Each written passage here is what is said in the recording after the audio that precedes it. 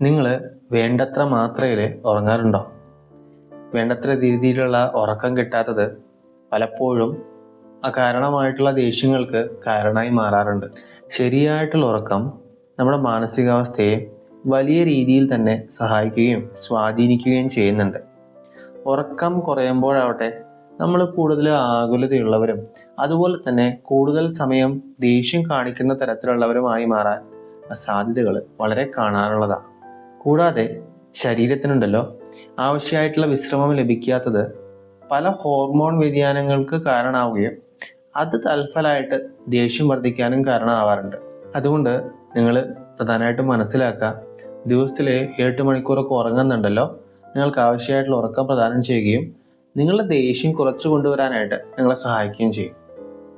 So ഓർക്കുക, നല്ല ഉറക്കം ദേഷ്യമില്ലാത്തൊരു നാളേക്കുള്ള ആദ്യത്തെ പടികളാണ്. അതുകൊണ്ട് നന്നായി തന്നെ ഉറങ്ങാനായിട്ട് ശ്രമിക്കുക.